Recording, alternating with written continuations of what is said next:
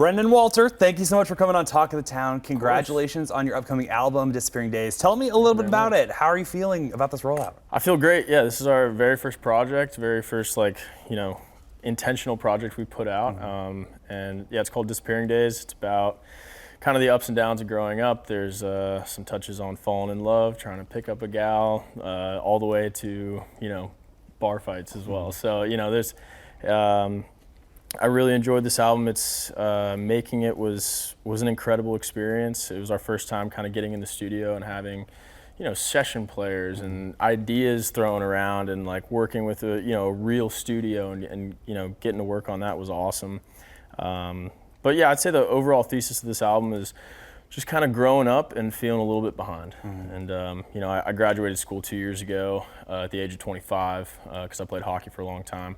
And starting out of school and not like necessarily knowing what direction you're going, and then really taking a 180 from what I was doing to go pursue this music thing, it's definitely a daunting task. So I think everything I've learned along the way, we've poured into this album. So very proud of it. I mean, it is a fantastic album. I've been listening to it top to bottom today. Sweet. And I want to tell you, the essence that I was picking up of influence, I was hearing Noah Kahan, I was hearing Tyler Childers. Can you talk to me about kind of your musical influences? Absolutely, yeah. And if you kind of try to intermix some of that into your album. For sure, absolutely, yeah. So, I mean, I didn't I'm from Texas, I'm from Dallas, Texas originally.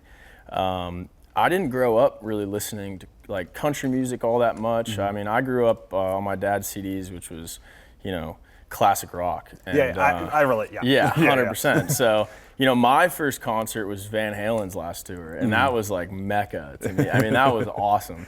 I got to see, Eddie and Alex in the flesh. It was pretty, remarkable. But I picked up the guitar after hearing Mumford & Sons for the first time, and that was like, I just loved that sound. And going into the country world, I was introduced, when I first started really listening to country, I was introduced to Tyler Childers in like 2015. And I think that translation from like the Mumford & Sons sound to Tyler's sound, which is just kind of like, it's folky, it's songwritery, it's telling a story, which is like something that I've really tried to, incorporate in my music. But there's also touches of like, early 2000s rock, which I loved listening to on like our hockey mixes, like in the locker room and everything like that, like Blink and Sum 41 and Dashboard Confessional was a big pull for us too. But that and like Goo Goo Dolls stuff, but.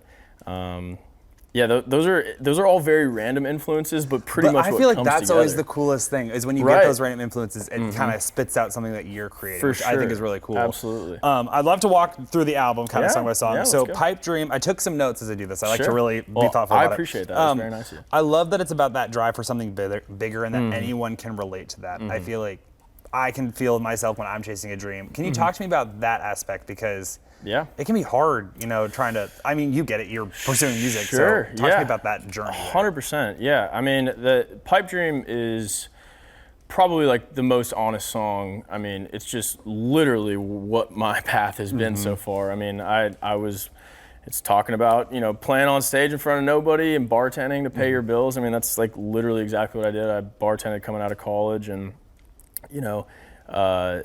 this pipe dream idea of following music. I mean, it's such an amazing, path to take, and I've been so blessed to, meet all the friends and all the people I've been able to meet along the way. But it's scary to be like, hey, I just got 2 degrees in finance and computer science, and never mind. Your lore is crazy. Hockey, computer science, country music, that's a lot of different things. It's a lot of, it's a big gumbo, but no, I think I've taken a lot of things out of my life. Like, I mean, I lived an entire life in my head before I even began doing this. Music was always a huge part of my life, and I always brought my guitar everywhere I lived, playing hockey and everything like that. But I didn't really have the time. I mean, we were traveling, playing games, practicing every day, and, training during the summer. So it wasn't like I was gigging a whole bunch before this. But, I think I've been able to take a lot of like work ethic stuff out of hockey, which has been nice. And I really look at like the music industry with like a hockey lens and a business lens at the end of the day. Like, you know, you talk to anybody who had just a regular job and they're like, oh, that's crazy you're doing that, pursuing this music. And it's like, it's really just like starting your own company at the end of the day. I mean, it's like you have investors, you have people that you work with, like there's like just tasks that you need to complete, and you need to practice, and you need to get better, and you need to have more reps, and it's just like it all kind of like comes together in a really nice way, I think. I've never really heard that kind of aspect of it. I think that's really cool. Moving on to No One's Gotta Do It For You, I wanted to call out a lyric. It says, the dreams that I'm chasing, I'll be chasing until I'm dead. He said, whatever you decide to do, make it tried and true. I thought that was like very clever, very smart writing. Thank you. And then the gruff yelling at the end, I said, absolutely slaps. Yes, thank you very much. No, I thought it was really cool. Can you talk to me about kind of the process when you were because you were on this album all over with songwriting, what the process was when you were putting this song together? So this song I wrote with Zach Williams from The Lone Bellow. He's an amazing artist, and I'm such a fan of what they're doing. But yeah, I walked into his house, and his little kids were running around, and we went in the basement and started writing. And I was like, I kind of want to write a song about like fatherly advice that I'd tell my son. And you know, the advice that I got from my dad when I was like, hey, I don't want to work on Wall Street right now. I think I want to go, you know, pursue this. And you know, they were, I'm so blessed how, you know, supportive they were through the whole process. But, you know, at the same time, he's like, you got to pay your bills, and you got to figure out your life as well. Like, it's not just all fun and games, which is very true. But yeah, I mean, you know, I think they clearly see that this is something I truly believe in, and I'm willing to like put, you know, 200% into it. So, you know, that was kind of the thesis of the song, and you know, that's what it is, yeah. And you have like some nostalgic elements there back on. Can you remind me? Back on Desiree. Desiree, yes. Yeah. Can you tell me what that is? Sure, yes, Desiree. I had so many people thought that was a girl. Yeah. Well, I was like, is it a street? Right, it is a street. Okay. Yes, it is a street. So it's a street that it's my best friend growing up. It's the street he lived on. It was like 2 blocks away from my house. Is it? So it's in Dallas. It's in like Dallas. Desiree. It was a Desiree Trail. It is. Okay, Yeah. I was like Googling. I was like, I'm gonna figure out what this is. Yes, So, Desiree yeah, Trail. that's awesome. Right. Yeah. I can hear the nostalgia in it, and I love that you kind of included that element. Your album, as it flows, is very interesting because you kind of have the dream, and then you can hear a lot of the reflection in that. Can you talk about that kind of nostalgia feeling and with that song? With Back on Desiree, yeah, sure, absolutely. Yeah, I mean, you know, it's a tale as old as time. You know, you grow up with some people that you know, become more than friends. I mean, it's family at the end of the day. Like, and that never changes. You know, like, I mean, this kid George McBay, shout out. He lives in California now. He's doing law school. He's killing it. You know, all my buddies from college, they're all over the place. And, you know, we're all grinding, but we're all still so close. And, like, being able to have people in your life that, you know, no matter how far away you are, how long it is that you see them, like, you can always, like, go back, and it's just like it always was, you know? Like, you're just sitting on the back porch, and you're just hanging out, and nothing's changed. You know?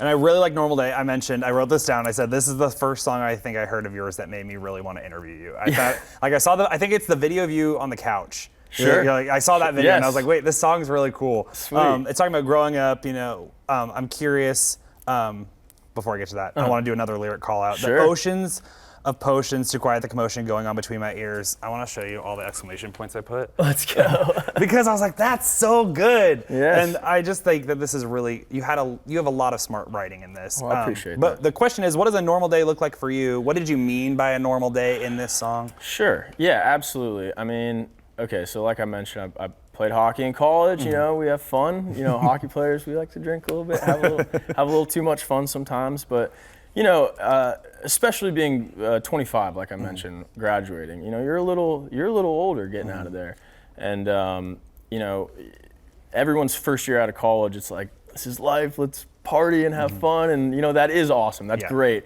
But I feel like I got a lot of that out of my system already in college, and then you know, I still, you know, did the same thing everybody else does when you first get out and have fun and go out a bunch and whatever. But, you know, when you start getting older, like the day after drinking just gets a little harder, you know, every time. Now that you are like kind of walking me through it, hearing that 25, Sure. like needing a shower and a shave, I'm like, 100%. I think that's also a relatable thing. It's that growing up aspect of, you know, it's a weird transition to be in because I'm now 30, but when you're in your mid 20s, it's a hard transition to make. Yeah, absolutely. And then I wrote a note on where we're at in the album. I said, I'm hearing you growing and learning lessons like in the flow of it. So I thought that was cool.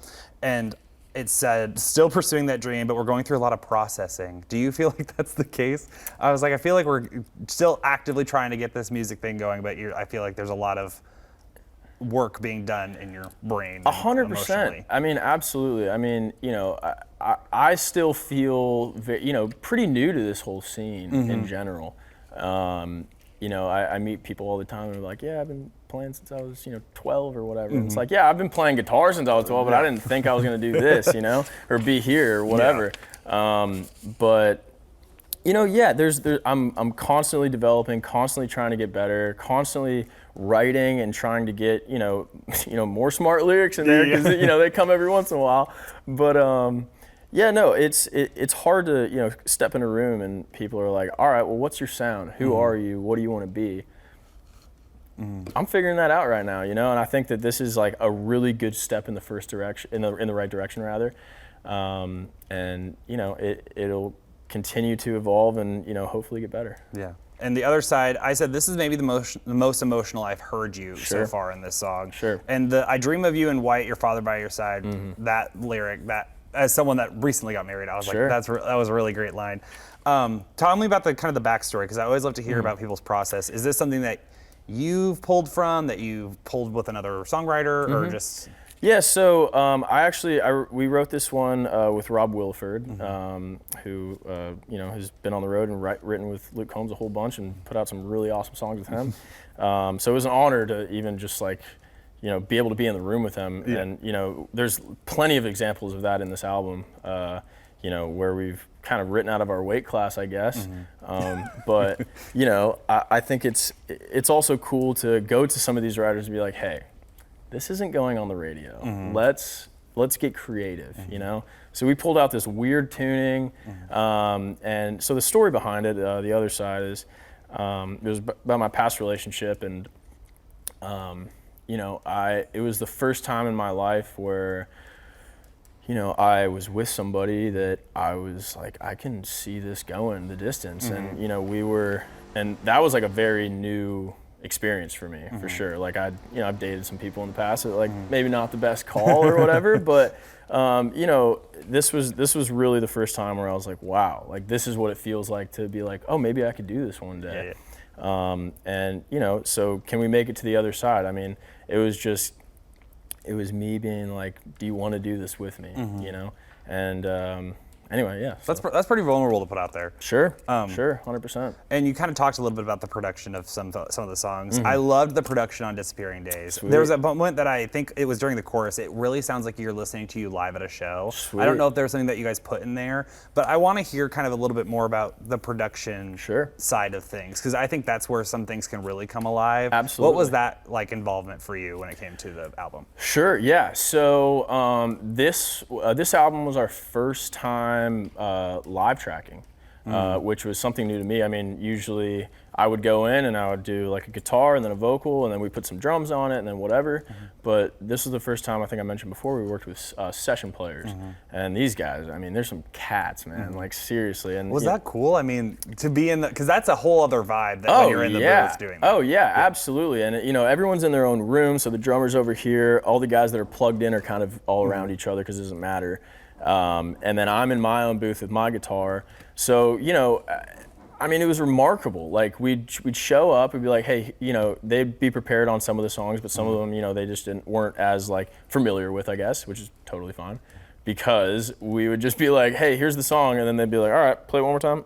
All right, we're good. And then they just go in and do it. And then we'd all play together and we'd get the vibe. And then once the rhythm section was done, we'd kind of, add some other elements, and then I'd finish vocals. And so yeah, we really did want to capture, the live feeling of some of these songs, because, a song like Disappearing Days, it's just so like, Well, he ate it up, so great job. Well, thank you. And then Fighting Today, I said this was extremely fun, possibly my favorite. I love the rock and roll elements, but I said, oh, we're getting really country. Oh yeah. Yeah, and I think like it was immediate, like I clocked it. Sure. Why did you want to put it there, like in the flow of your album? That was a tricky one because it is so different. It's bomba. Yeah, it's a real honky tonk for sure. But I think the fun thing about honky tonk songs is that, aside from all the rock and roll that's going on, it's like there really is usually a good story going on there. And I was like, and I just had maybe my favorite story in the whole world to put to that song. And I don't know if I could say it on here, but basically my roommate and I in Austin, this is a 100% true story. We went out one night on Saturday, and then we woke up Sunday morning and went immediately to the golf course without having breakfast or drinking water or anything, had a couple beers on the course as we do.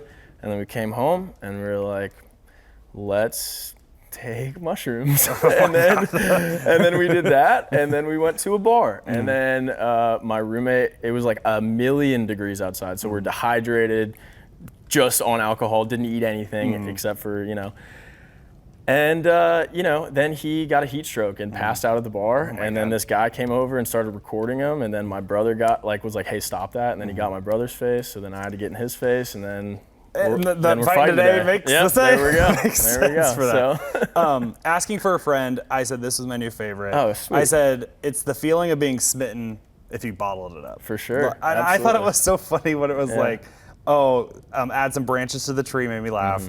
And then told me not to lie. Honestly, it's just me, myself, and I. I was laughing throughout the song. Yeah, sweet. My question on this, though, is are you a good wingman for your buddies? I like to think so. I mean, at the time I wrote this song, I was in a relationship, and the true story of this song is that the opposite happened. So I was at a show, and a gal came up to me, and just that happened. She was like, hey, can I get your number? And I was like, I'm taken, sorry. And she's like, that's all right, I was just asking for a friend. And like literally the next day, I was just like, that's awesome. Like I'm writing that song. But yeah, no, I mean, me and the boys, we go to Skinny Dennis all the time, and I help them out. I'm surprised I haven't seen you there. I go to Skinny Dennis. Let's go. Yeah. All right, well, I'll see you next time. Yeah. And Sweet Gone Sour, I love the instrumentals, and it was a fiddle. Yeah. Yeah, I really like the fiddle on that one. And then Come Back Home. Really was just like, I think, a really solid song. All these songs really slapped for me. I think it was really good. I appreciate that. And then I wanted to get into Pathetic really quickly because it was the most intimate sounding song. Sure. And the high notes were crazy. Well, thank you. I appreciate Tell me about like hitting those, because there were some vocal gymnastics that were happening really towards this end of this album. Like your range was really showing off. Sure. How do you kind of make sure you're landing them, I want to say? Well, you know what? Yeah, it's a lot of guess and check at first. I actually just started with a vocal coach 2 days ago, and I've got my next one after this. But no, it's that was just something that I was writing the song, and I felt like a falsetto would be nice in there, and I just practiced it until I could get it. Yeah. But I love that song. It's about the girl I was with in the past, and it was just talking about being in love, and it's a little pathetic sometimes if you think about it. I would just owning up to being like, I would literally do anything for you. I'd sit and stay and speak. If you'd like. It was a really special song to me, and I hope the person that it's about likes it as well. Yeah, so. I feel like there was a lot of processing through. Like, do you feel like you've learned a lot about yourself, or that you've processed a lot after doing this album?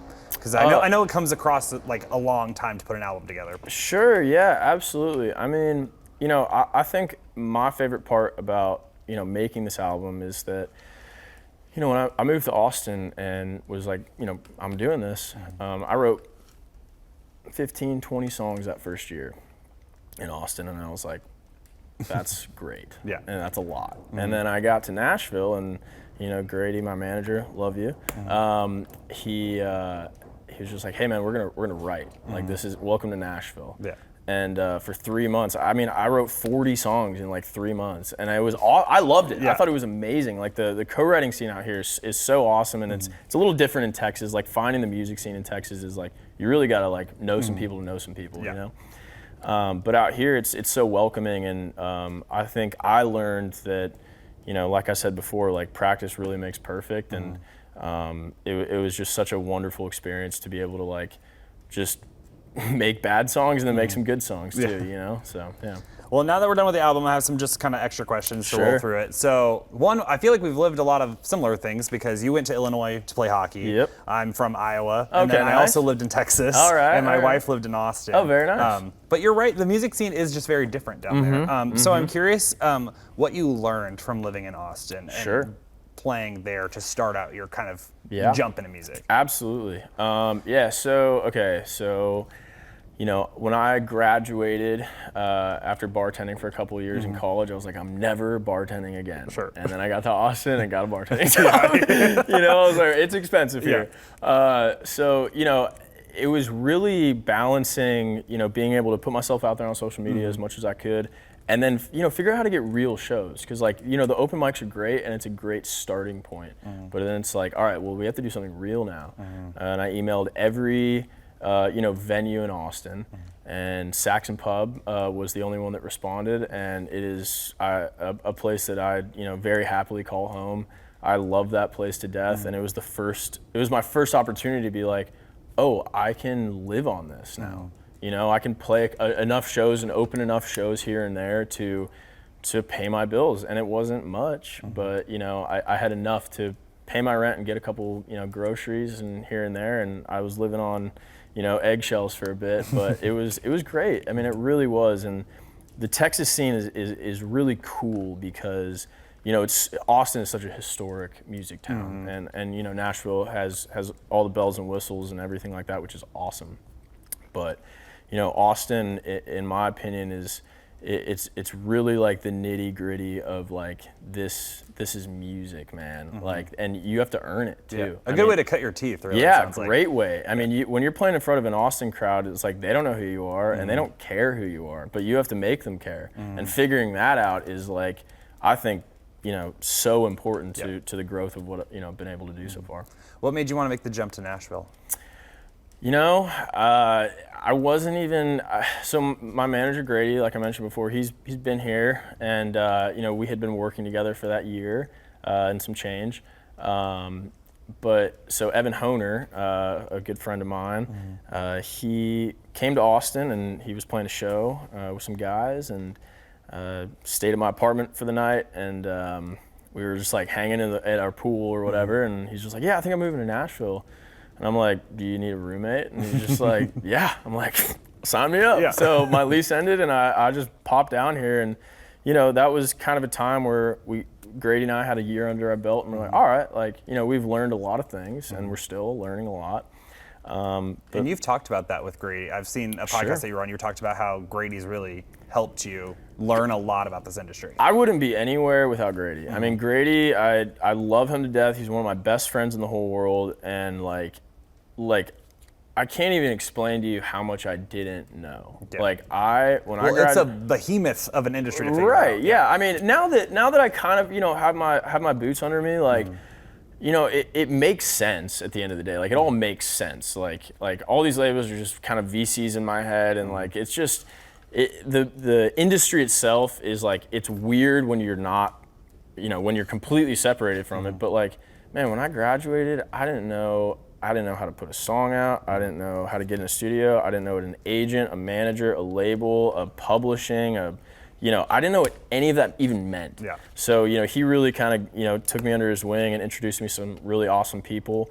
And, you know, I wouldn't be anywhere without him. So it was pretty awesome. And I want to talk about Liam St. John. I've interviewed him. You guys seem to be best buds. I love And Liam you guys have St. toured around a little bit too. So yeah, we just got off the road. We went all around Texas and then to Santa Fe, which was an awesome experience and a really like cool experience for me personally, because when I first moved to Austin, my junior year summer in college, you know, I had college as a backboard. I'm like, I'm gonna go try this. You know, I don't know what's gonna happen, whatever. So I played on the street, played open mics, and also I had an opportunity to audition for American Idol. And, you know, I came to Nashville. It didn't work out, but I got to, you know, audition in front of these people, like on cameras and everything like that. And it was like crazy, but I played his song, Dipped in Bleach, as my audition. Really? Yes. Wait, that's funny. And and so it's anyway. So to fast forward, it's such a full circle moment to me. Like I didn't even know him. I just heard the song. I was like, I think that's cool, and I thought I could sing it well. They didn't like it, but that's all right. But you know, it's so awesome, and Liam has been such a great friend to me, and he's such a great person to look up to musically. So talented. Their live show, go check it out, is so amazing. But yeah, he's a great guy, and he lives like right up the block from me, so it's great. Yeah, he's an awesome dude. There's a lot of markers in a musician's career. Is there something that you genuinely are proud of that you've gotten under your belt so far? Sure. Okay. Yeah. I mean, absolutely. This year has been huge for us. I mean, I feel like that might be an understatement. Yeah. It's been a very big year for you. Absolutely. I mean, like if you want to boil it down to numbers, then there's not much to talk about. But like at the end of the day, like we really took I took a personal gamble just even doing this. Yeah. And then this year we just signed our first record deal with Records and Sony, and that was our first time where I was like, oh, people care about what we're doing, and that's awesome. Like, before this, when we made this album last year in the fall, and nobody cared at all. Like, Grady and I kind of sat down and we're like, all right, we're releasing a bunch of singles. Like, nothing's not happening, but not substantial things are not happening right now. Like, let's just stop. Let's make a cohesive project, and let's just try and class ourselves as this is our career, this is what we're doing. And luckily we kept working hard, and I had some label conversations here and there, but it was mostly just like, nice to meet you, we'll blow up, we'll see you soon. Yeah.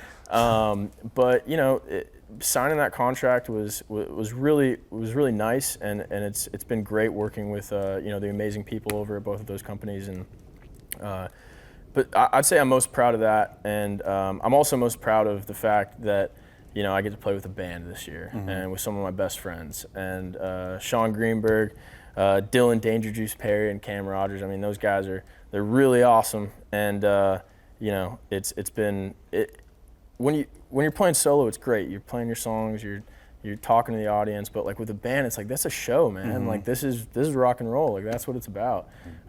So those two things I'm definitely most proud of. Well, it's been a marathon. 4 more questions. Yeah, talk to me. So. First paid gig. I'm talking you got $1 from a gig. What was that gig? Yeah, okay, crazy. So I used to play on the street, like I said, in front of Lambert's on 2nd Colorado. I think those are the streets. Anyway, in front of Lambert's, right across the street from ACL Live. And there was a little electrical box I could put all my stuff on, so I hung out there. Yeah.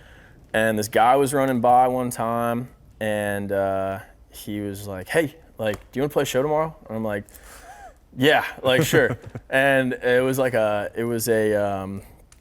was it? It was the W Hotel. I was in the lobby. I was wearing a cowboy hat and like whatever, and it was just a private event, but it was Richard Branson's private event for Virgin Atlantic because they had just made a flight from Austin to Europe or whatever. That's crazy. So he walked in he was there for like a total of 5 seconds, but like I was like 5 seconds of hearing your music. Like, that guy's here. That's crazy. So yeah, that was my like first like real kind of gig, Yeah. And then after we release this album, what's next for you in terms of that? Are you working on more album touring? What does that look like? So we have decided. So I don't want to get in the weeds about terms and everything like that, but we signed this deal like I said earlier this year.